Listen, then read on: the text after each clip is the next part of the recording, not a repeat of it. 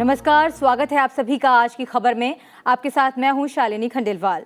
देश दुनिया की तमाम खबरों पर डालेंगे नजर, लेकिन शुरुआत हेडलाइंस के साथ। दंड प्रक्रिया पहचान विधेयक लोकसभा में पेश। त्रिपुरा से संबंधित संविधान अनुसूचित जनजातियां आदेश संशोधन विधेयक 2022 लोकसभा से पारित। उच्च सदन में वित्त विधेयक पर चर्चा जारी। बीरभूम हिंसा को लेकर पश्चिम बंगाल विधानसभा में गतिरोध। बीजेपी समेत विपक्षी दलों की कानून व्यवस्था की स्थिति पर मुख्यमंत्री के बयान की मांग। शुभेंदु अधिकारी समेत बीजेपी के 5 विधायक सदन से निलंबित।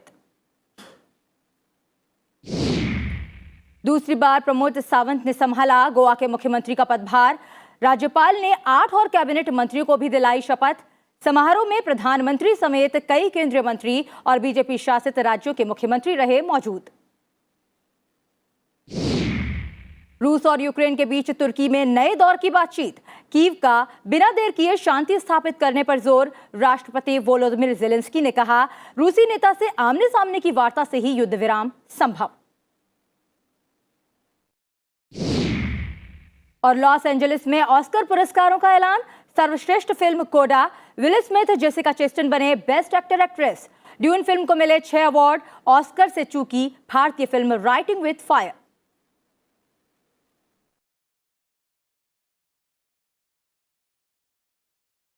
हेडलाइंस के बाद अब एक नजर उन खबरों पर जो आज सुर्खियों में रहीं। उत्तर प्रदेश के मुख्यमंत्री योगी आदित्यनाथ ने राज्य विधानसभा के सदस्य के रूप में शपथ ग्रहण की। उनके बाद विपक्ष के नेता के तौर पर नामित अखिलेश यादव ने विधायक के रूप में शपथ ली। इसके अलावा नवनिर्वाचित विधायकों ने 18वीं विधानसभा के सदस्य के रूप में शपथ ग्रहण की। प्रोटेम स्पीकर रमापति शास्त्री ने सदन में सदस्यों को शपथ दिलाई। उत्तर प्रदेश की 18वीं विधानसभा के अध्यक्ष पद के लिए सत्तारूढ़ बीजेपी विधायक सतीश महाना ने आज अपना नामांकन पत्र दाखिल किया। सतीश महाना ने विधानसभा के प्रमुख सचिव प्रदीप कुमार दुबे को अपना नामांकन पत्र सौंपा। इस मौके पर मुख्यमंत्री योगी आदित्यनाथ, उप मुख्यमंत्री केशव प्रसाद मौर्य और ब्रजेश पाठक समेत कई प्रमुख लोग मौजूद थे। पंजाब के मुख्यमंत्री भगवंत मान ने घर घर राशन वितरण योजना शुरू करने की घोषणा की है। उन्होंने कहा कि गरीबों को अब कतारों में खड़े होने की जरूरत नहीं होगी, क्योंकि अच्छी गुणवत्ता वाला राशन उनके घर तक पहुंचाया जाएगा। मुख्यमंत्री ने कहा कि इस योजना का विवरण जल्द ही उपलब्ध कराया जाएगा। फ्रांसीसी नौसेना प्रमुख एडमिरल पियरे वांदियर भारत की 3 दिवसीय यात्रा पर हैं।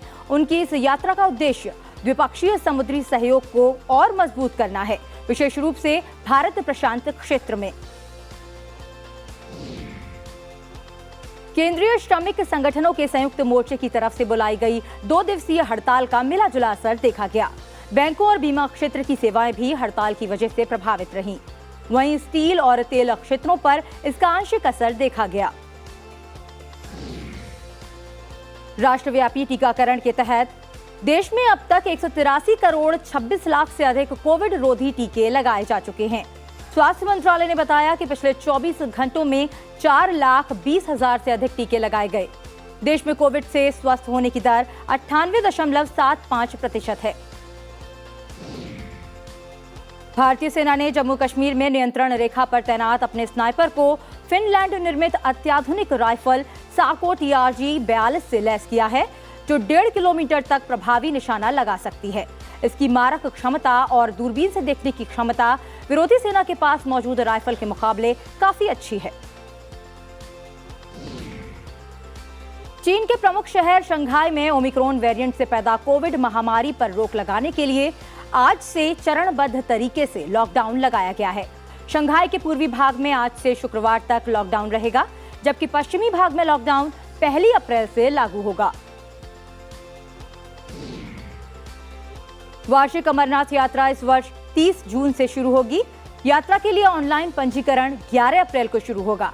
43 दिन तक चलने वाली ये यात्रा 11 अगस्त को संपन्न होगी। मौसम विभाग ने कई राज्यों में अगले 3 दिन लू चलने की संभावना जताई है। दिल्ली, पश्चिम राजस्थान, गुजरात और मध्य प्रदेश में गर्म हवाएं चलने का अनुमान है। गुरुवार के बाद लोगों को गर्मी से कुछ राहत मिल सकती है।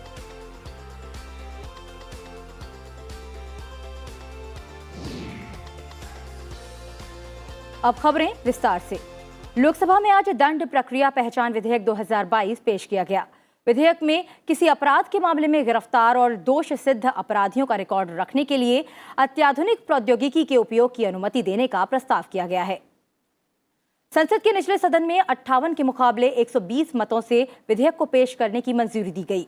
विधेयक को हाल में केंद्रीय मंत्रिमंडल ने मंजूरी दी थी। विधेयक पेश करते हुए गृह राज्य मंत्री अजय कुमार मिश्रा ने कहा कि मौजूदा अधिनियम को बने 102 साल हो गए हैं। उन्होंने कहा कि उसमें सिर्फ फिंगरप्रिंट और फुटप्रिंट लेने की अनुमति दी गई, जबकि अब नई प्रौद्योगिकी आई है और इस संशोधन की जरूरत पड़ी है। जो पुराना अधिनियम मौजूदा है, जो इस समय प्रभावी है, वो 102 वर्ष पूर्व स्वतंत्रता से पहले 1920 में बनाया गया था और उसमें केवल फिंगरप्रिंट और फुटप्रिंट को लेने की ही सहमति उस अधिनियम के द्वारा दी गई थी। अभी दुनिया में बहुत सारे परिवर्तन आए हैं, टेक्नोलॉजी बढ़ी है, वैज्ञानिक प्रक्रियाएं बढ़ी हैं और पूरी दुनिया में जो अपराधियों को और अपराध करने का ट्रेंड बढ़ा है, उसके अनुसार इसको विस्तारित करने की आवश्यकता थी। सरकार का मानना है कि जनजाति और जनजातीय क्षेत्रों के विकास के बिना देश के समग्र विकास का सपना पूरा नहीं हो सकता है। त्रिपुरा राज्य से संबंधित संविधान अनुसूचित जनजातियां आदेश संशोधन विधेयक 2022 पर लोकसभा में हुई चर्चा का जवाब देते हुए जनजातीय कार्य मंत्री अर्जुन मुंडा ने ये बातें कहीं। केंद्रीय मंत्री ने कहा कि सरकार जनजातियों के विकास के लिए प्रतिबद्ध है। प्रधानमंत्री के नेतृत्व में लगातार इस दिशा में काम किया जा रहा है। उन्होंने कहा कि सरकार मानव विकास सूचकांक के सभी मानकों के आधार पर जनजाति विकास के लिए काम कर रही है। मंत्री के जवाब के बाद निचले सदन ने विधेयक को ध्वनिमत से मंजूरी दे दी। माननीय सदस्यों को ये बताना चाहता हूं कि सरकार संवेदनशील है ऐसे मामले को, और इसलिए आज ये डारलोंग कम्युनिटी जो कुकी का सब कास्ट के रूप में लाया गया है, उसको सदन में हमने प्रस्तुत किया है। मेरा आग्रह है, वैसे सभी ने इसका सपोर्ट किया है, सभी जितने भी माननीय सदस्य हैं सभी ने सपोर्ट किया, मैं उन लोगों का आभारी हूं। राज्यसभा में आज वित्त और विनियोग विधेयक 2022 पर जारी चर्चा में विभिन्न दलों के सांसदों ने भाग लिया। वित्त विधेयक 2022 और विनियोग विधेयक 2022 पर चर्चा के दौरान बिहार से बीजेपी सांसद सुशील कुमार मोदी ने क्रिप्टो करेंसी पर बात रखते हुए वित्त मंत्री से आग्रह किया कि आने वाले समय में क्रिप्टो पर 30% से ज्यादा टैक्स लगाने पर विचार किया जाए। वहीं कांग्रेस सांसद पी चिदंबरम ने कहा कि मोदी सरकार को प्रत्यक्ष कर संहिता को यथाशीघ्र लागू करना चाहिए, क्योंकि ये आयकर कानून का स्थान लेगा, जो करदाताओं के लिए बहुत ही सरल होगा। मैं सरकार से आग्रह करूंगा कि जो आईटी एक्ट है उसको नए सिरे से ड्राफ्ट किया जाए, ताकि वर्तमान की चुनौतियों का जो मुकाबला कर सके। और फिर मैं निर्मला जी से भी आग्रह करूंगा कि बहुत जल्दी कोई एक पेपर पब्लिश किया जाए IMF, world bank, financial stability board के साथ मिलकर टू डिवाइस अ फ्रेमवर्क, ताकि पब्लिक कंसल्टेशन में कि क्या क्रिप्टो है, क्या NFT है, क्या किया जाना चाहिए। This year it is 10.8% and next year it will come down to 10.7%. If your total taxes as a proportion of GDP falls by as much as 0.4% or 0.5%, there is something seriously wrong with your tax policies and tax administration.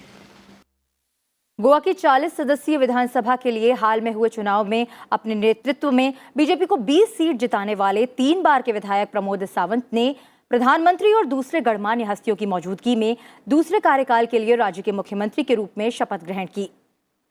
Goa के राज्यपाल PS Sreedharan Pillai ने राजधानी पणजी के करीब doctor Shyama Prasad Mukherjee stadium में आयोजित समारोह में उन्हें पद और गोपनीयता की शपथ दिलाई। प्रमोद सावंत ने कोंकणी भाषा में शपथ ग्रहण की। ये राज्य के मुख्यमंत्री के रूप में उनका दूसरा कार्यकाल है। वो मुख्यमंत्री मनोहर पर्रिकर के निधन के बाद पहली बार मार्च 2019 में मुख्यमंत्री बने थे। प्रमोद सावंत के साथ 8 अन्य कैबिनेट मंत्रियों ने भी शपथ ली। पर्यटन के ऊपर भर दिया जाएगा। माइनिंग एक्टिविटी के फिर रिस्टार्ट करने के लिए हमारी कोशिश रहेगी कि फिर से एक बार माइनिंग एक्टिविटी स्टार्ट हो जाए, यानी कि एम्प्लॉयमेंट जनरेशन खूब बड़ी मात्रा से हो जाए। पश्चिम बंगाल के बीरभूम जिले में 9 लोगों के मारे जाने का मुद्दा आज पश्चिम बंगाल विधानसभा में उठा। बीजेपी सदस्यों ने सदन में राज्य में गिरती कानून व्यवस्था की स्थिति का मुद्दा उठाया। साथ ही मुख्यमंत्री ममता बनर्जी के बयान की मांग की। नेता प्रतिपक्ष शुभेंदु अधिकारी के नेतृत्व में करीब 25 बीजेपी विधायकों ने सदन की कार्यवाही का बहिष्कार किया। उन्होंने आरोप लगाया कि सदन के भीतर बीजेपी के कुछ विधायकों के साथ हाथापाई की गई। अध्यक्ष विमान बंदोपाध्याय ने बाद में शुभेंदु अधिकारी समेत बीजेपी के 5 विधायकों को सदन में उनके कथित व्यवहार के लिए निलंबित कर दिया। इस बीच नेता विपक्ष ने राज्य की गिरती कानून व्यवस्था को लेकर केंद्र सरकार से हस्तक्षेप की मांग की। बीरभूम जिले में 21 मार्च को 10 घरों को जला दिया गया था, जिसमें महिलाओं और बच्चों समेत कम से कम 8 लोगों की मौत हो गई थी।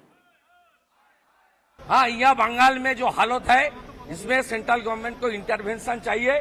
356 और 355 दे विल डिसाइड, लेकिन सेंट्रल गवर्नमेंट को कुछ ना कुछ करना चाहिए। पश्चिम बंगाल के बीरभूम जिले के बोगतुई गांव में हुई हिंसा में झुलसी एक महिला की इलाज के दौरान मौत हो गई है।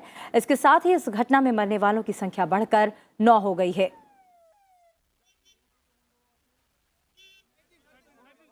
प्रधानमंत्री नरेंद्र मोदी 1 अप्रैल को परीक्षा पे चर्चा 2022 में छात्रों, शिक्षकों और अभिभावकों के साथ बातचीत करेंगे।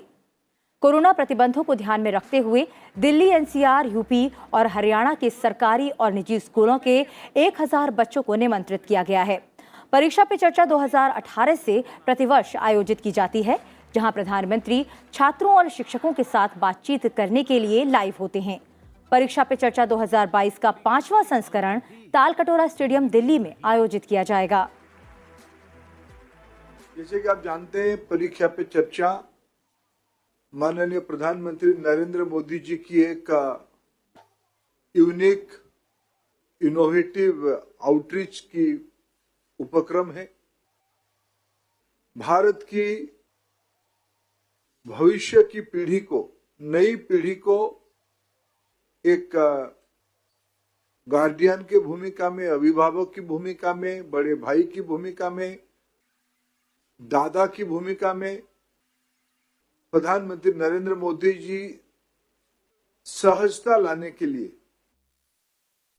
तो चला है एक छोटी सी ब्रेक का। ब्रेक के बाद समाचार राज्यवार, साथ ही आपको बताएंगे रूस यूक्रेन युद्ध पर हर अपडेट। आप बने रहिए हमारे साथ।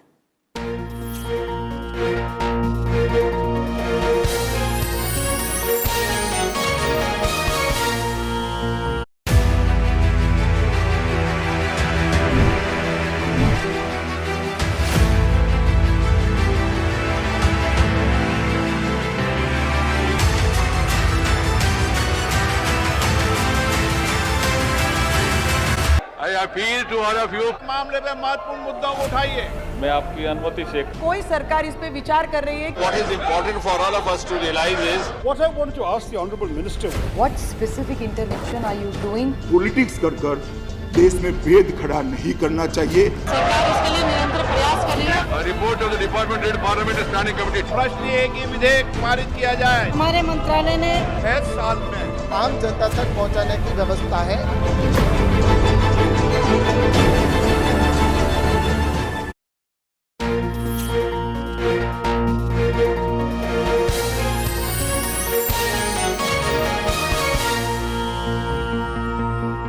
ब्रेक के बाद एक बार फिर आप सभी का स्वागत है। आज की खबर में बढ़ते हैं आगे और बात करते हैं राज्यों से जुड़ी हुई खबरों की।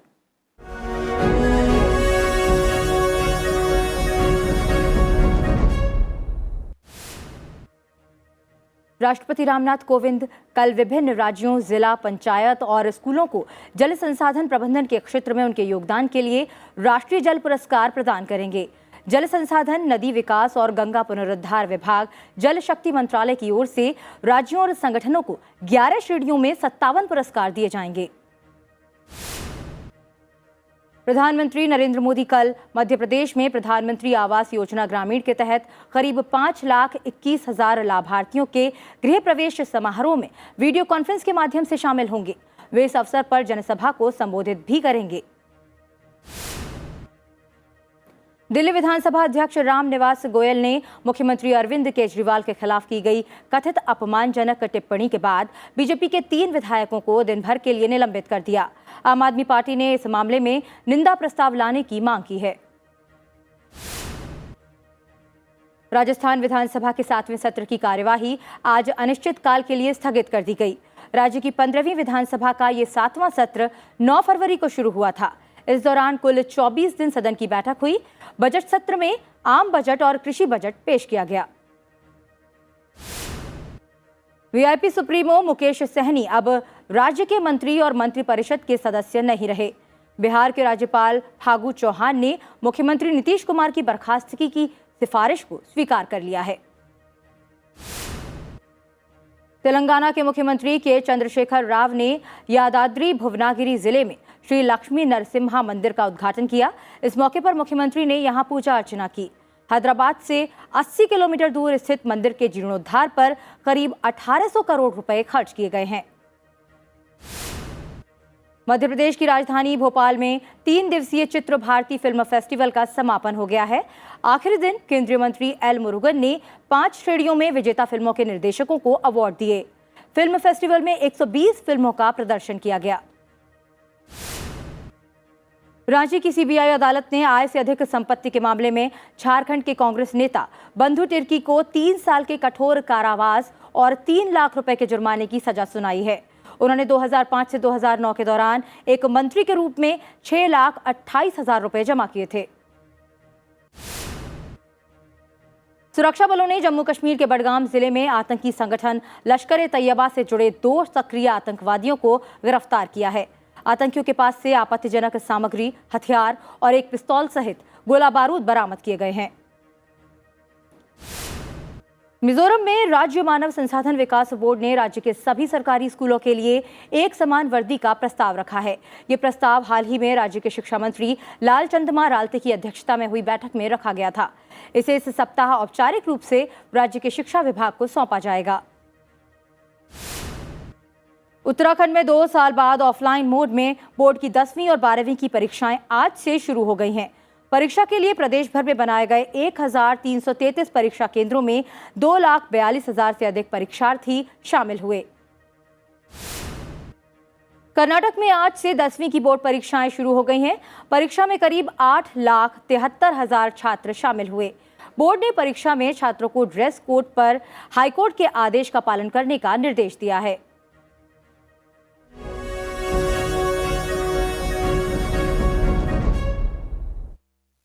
अब बढ़ते हैं आगे। केंद्र सरकार ने पिछले 7-8 वर्षों में विभिन्न कार्यक्रमों में लोगों के जीवन को बेहतर बनाने पर जोर दिया है। यूएई में एक कार्यक्रम को संबोधित करते हुए केंद्रीय मंत्री पीयूष गोयल ने ये बात कही। उन्होंने कहा कि हमारे पास तेजी से बढ़ती अक्षय ऊर्जा है। आज हमारी स्वच्छ ऊर्जा हमारी जीवाश्म ईंधन आधारित ऊर्जा की तुलना में कम लागत पर है।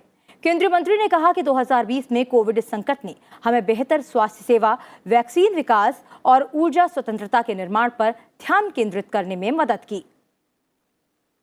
Ever since 2014, we've been focusing on structural reform. We've been focusing on strengthening processes, making it easier to do business, accumulating greater foreign currency reserves, stabilizing the economy in terms of more secular growth rather than the high ebbs and tides that we used to see earlier. उपराष्ट्रपति M Venkaiah Naidu ने 21वीं सदी के महामारी के बाद के युग के लिए स्वास्थ्य प्रणालियों के पुनर्निर्माण, पुनर्गठन और आवश्यकताओं पर जोर दिया। उपराष्ट्रपति ने कहा कि महामारी के दौरान हमने अपनी स्वास्थ्य सेवा प्रणाली में चुनौतियों से संबंधित कई मूल्यवान सबक सीखे हैं। India cannot be achieved by only state-led single-point solutions. With the diversity and scale of our healthcare demands, we need to improve all stakeholders, involve them, improve their participation. Public-private partnership should be strengthened further. This is the time to come together to rebuild, restructure, reinvent, and improvise our healthcare systems for the post-pandemic era of the 21st century. उपराष्ट्रपति M Venkaiah Naidu ने कहा है कि हम सब मूल रूप से सबसे पहले भारतीय हैं। हमारी क्षेत्रीय, धार्मिक और भाषाई पहचान बाद में ही आती है। उपराष्ट्रपति ने दिल्ली में Indian council of historical research के स्वर्ण जयंती वर्ष के समापन समारोह में भाग लेते हुए ये बातें कहीं।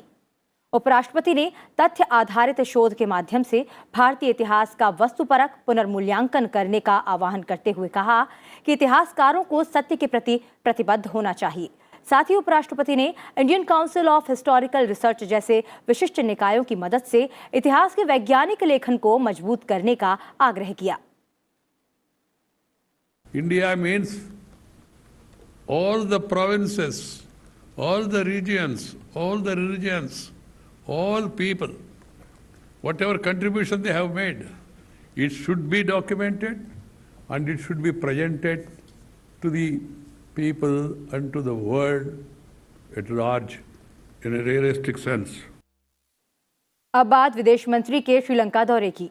विदेश मंत्री एस जयशंकर श्रीलंका के दौरे पर हैं, जहां उन्होंने आज श्रीलंका के वित्त मंत्री बासिल राजपक्षे से मुलाकात की। इस दौरान आर्थिक स्थिति समेत दूसरे अहम मुद्दों पर चर्चा हुई। विदेश मंत्री का यह दौरा ऐसे समय में हो रहा है जब विदेशी विनिमय की कमी के कारण श्रीलंका एक बड़े आर्थिक संकट से जूझ रहा है। श्रीलंका इस ऋण का इस्तेमाल अपनी ईंधन जरूरतों को पूरा करने के लिए कर रहा है। श्रीलंका सरकार ने पिछले महीने आईओसी से 40,000 टन पेट्रोल और इतनी ही मात्रा में डीजल खरीदने का फैसला किया था। विदेश मंत्री एस जयशंकर यहां देश के शीर्ष नेतृत्व के साथ द्विपक्षीय वार्ता और 7 सदस्यीय बिम्स्टेक शिखर सम्मेलन में भाग लेने के लिए आए हैं। बिम्स्टेक में भारत के अलावा बांग्लादेश, म्यांमार, थाईलैंड, नेपाल और भूटान शामिल हैं। विदेश मंत्री एस जयशंकर ने श्रीलंका के प्रधानमंत्री महिंदा राजपक्षे से मुलाकात की। इस दौरान दोनों नेताओं ने भारत द्वारा निर्मित जाफना सांस्कृतिक केंद्र का वर्चुअली उद्घाटन किया। रूस और यूक्रेन के बीच तुर्की में नए दौर की बातचीत होगी। दोनों देश 30 मार्च तक बातचीत करेंगे। दोनों देशों ने सैनिक हमले में सबसे अधिक तबाह यूक्रेन के शहरों में मानवीय गलियारा खोलने के बारे में कई बार बातचीत की है, लेकिन इसका कोई परिणाम नहीं निकला। तुर्की में होने वाली बातचीत दोनों देशों के बीच दूसरे दौर की उच्च स्तरीय वार्ता होगी। इस बीच यूक्रेन के राष्ट्रपति जेलेंस्की ने कहा कि यूक्रेन बिना विलंब किए शांति स्थापित करने के लिए तटस्थता की घोषणा कर सकता है और रूस को सुरक्षा गारंटी की पेशकश कर सकता है। उन्होंने ये घोषणा दोनों देशों के बीच अगले दौर की होने वाली संभावित वार्ता से पहले की। हालांकि उन्होंने दोहराया कि केवल रूसी नेता से आमने सामने की वार्ता से ही युद्ध समाप्त हो सकता है। इस युद्ध में अब तक हजारों लोगों की मौत हो चुकी है और करीब 40 लाख यूक्रेनी नागरिकों को विस्थापित होना पड़ा है। राष्ट्रपति रामनाथ कोविंद ने आज 55 हस्तियों को पद्म पुरस्कार से सम्मानित किया। राष्ट्रपति ने हिंदुस्तानी शास्त्रीय गायिका प्रभा अत्रे को पद्म विभूषण पुरस्कार से सम्मानित किया। वहीं उत्तर प्रदेश के पूर्व मुख्यमंत्री कल्याण सिंह को मरणोपरांत पद्म विभूषण से सम्मानित किया गया। राष्ट्रपति ने उनके पुत्र राजवीर सिंह को पुरस्कार सौंपा। टोक्यो पैरालंपिक में स्वर्ण पदक विजेता बैडमिंटन खिलाड़ी प्रमोद भगत और सुमित अंतिल को राष्ट्रपति ने पद्मश्री पुरस्कार से सम्मानित किया। टोक्यो ओलंपिक में स्वर्ण पदक विजेता जैवलिन थ्रोअर नीरज चोपड़ा को भी राष्ट्रपति ने पद्मश्री पुरस्कार से सम्मानित किया। इस साल 128 पद्म पुरस्कारों की घोषणा की गई है। पहला समारोह 21 मार्च को आयोजित किया गया था, जिसमें 54 हस्तियों को पुरस्कार प्रदान किए गए थे। अब बात ऑस्कर पुरस्कारों की। लॉस एंजलिस में आयोजित 94वें अकादमी पुरस्कार समारोह में प्रतिष्ठित ऑस्कर पुरस्कार वितरित किए गए। विल स्मिथ को फिल्म किंग रिचर्ड में सर्वश्रेष्ठ प्रदर्शन के लिए पुरस्कार प्रदान किया गया। ये उनके करियर का पहला ऑस्कर है। जेसिका चैस्टेन को film the eyes of Tammy फे के लिए सर्वश्रेष्ठ अभिनेत्री का पुरस्कार दिया गया है। वेस्ट साइड स्टोरी के लिए एरियाना डिबोस को सर्वश्रेष्ठ सहायक अभिनेत्री का पुरस्कार प्रदान किया गया। फिल्म कोडा को सर्वश्रेष्ठ फिल्म का पुरस्कार मिला है। इसे 3 श्रेणियों में नामांकित किया गया था और इसने तीनों में पुरस्कार हासिल किया है। सर्वश्रेष्ठ पटकथा और सहायक अभिनेता का पुरस्कार ट्रॉय कोत्सुर को दिया गया है। वे ऑस्कर हासिल करने वाले पहले बधिर अभिनेता हैं। ड्यून फिल्म ने ऑस्कर में अपने 10 नामांकन में से 6 पुरस्कार जीते। बुलेटिन में फिलहाल इतना ही। चलते चलते आपको छोड़ जाते हैं केरल के फ्लोटिंग ब्रिज की तस्वीरों के साथ। आप देखते रहिए सनसद टीवी।